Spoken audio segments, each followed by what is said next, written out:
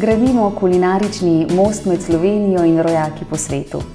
Da o jedi najprej izvemo nekaj zgodovinskih podatkov, da jo znamo umestiti, nam pomaga profesor dr. Janez Bogataj, ki ga prav lepo pozdravljam v naši družbi. Dober dan želim. Profesor dr. Janez Bogataj, tokrat bova spregovorila o kremšnitah. Tako jih povežemo z Bledom. Ja, prav gotovo. To je ena značilna sladica, ne samo blejska, ampak tudi slovenska.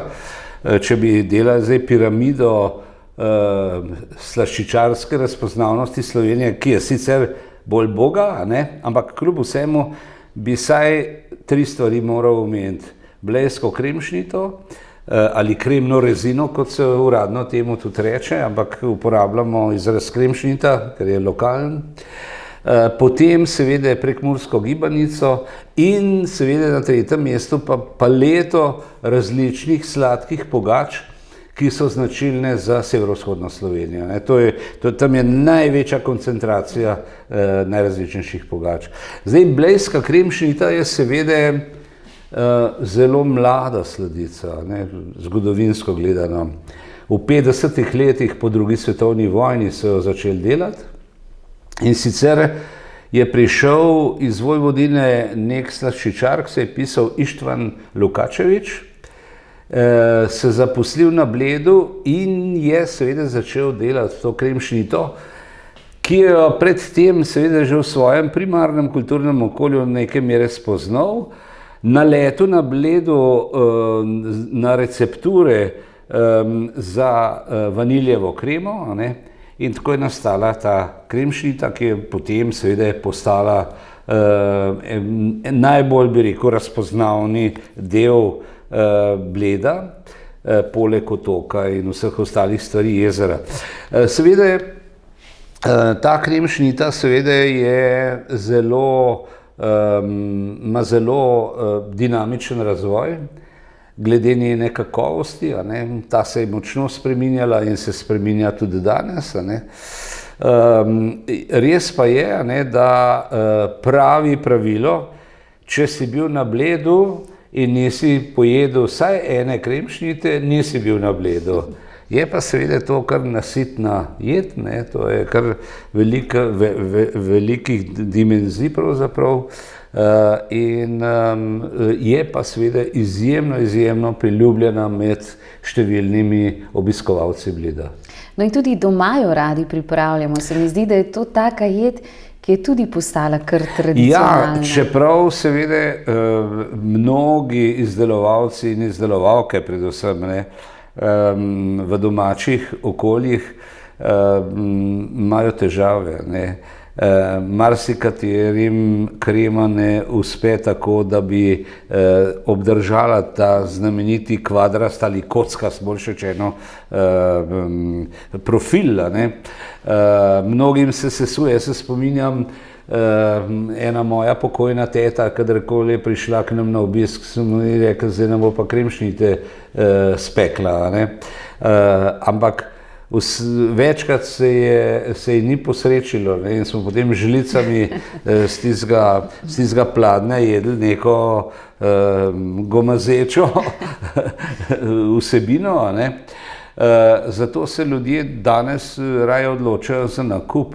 Res pa je, da je kakovost kremšnit močno upadla, razen v enem primeru.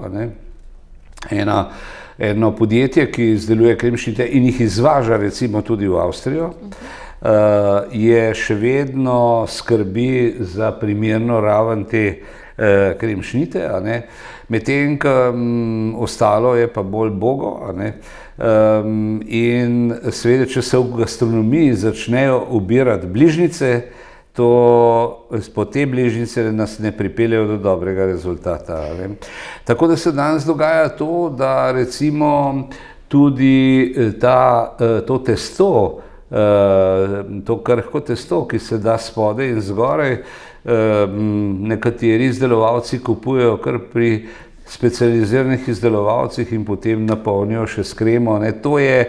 To je že en industrijski, bi rekel, princip, ki ne pripelje do dobrega rezultata, ne. Vsekakor pa moramo blejsko kremšnito imenovati izumljeno tradicijo, ne, pa delno tudi prevzeto, ne, kot sem povedal na začetku.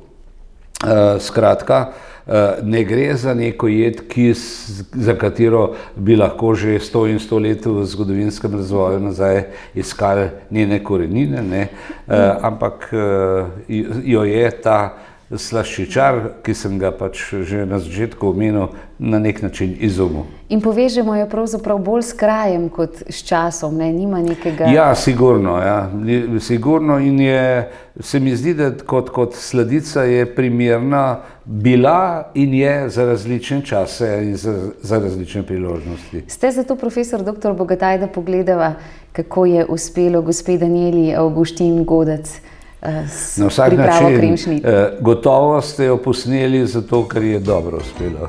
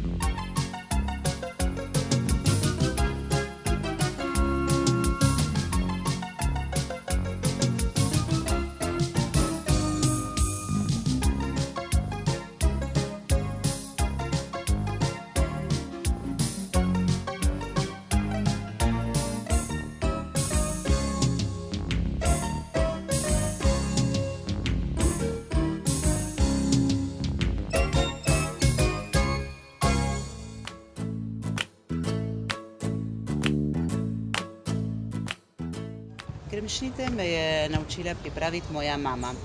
Ona se jih je naučila delati pri gospe Marjani Maren, ki je že pred 50 leti imela kuharski tečaj tukaj v Buenos Airesu. Kremšnite jaz pripravljam že skoraj 20 let. Kremšnite pripravim za katerokoli priložnost, posebno za kakšno družinsko slavje ali pa ko želim razveseliti družino. Doma so kremšnite vsem zelo všeč, pravijo, da so zelo dobre. Rada pripravim kremšnite, čeprav mi to vzame veliko časa, ker je pač priprava listnatega testa precej zamudna.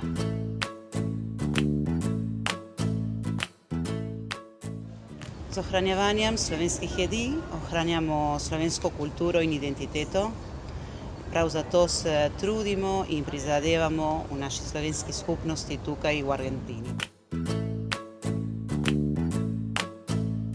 Gospe Danijeli Avguštin Godec je uspelo, ampak profesor dr. Janez Bogataj, ko sva gledala, sva opazila, da smetane pa tu ni bilo. Ne, danes je blejska kremšnita pač razpoznavna po dobršnem delu vaniljeve kreme.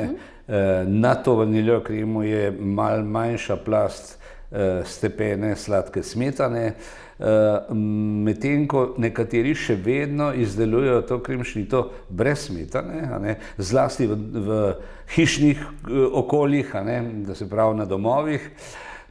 No, in se spominjam svoje zgodnejše mladosti, ker v bližini Bleda je doma moja mama in sem veliko zahajal na počitnice, recimo v ta del Slovenije. Vedno v tistih časih, to so bila 50. leta, 20. stoletja, so k kremšniti dali žlico ali dve sladke smetane, ne pa da bi bila kot plast. Danes pa je to pač se ustalilo, uveljavilo in receptura predvideva tudi to. Hvala lepa, profesor dr. Janez Bogataj. Ja, prosim. Če boste pripravljali kremšnite, naj vam uspejo.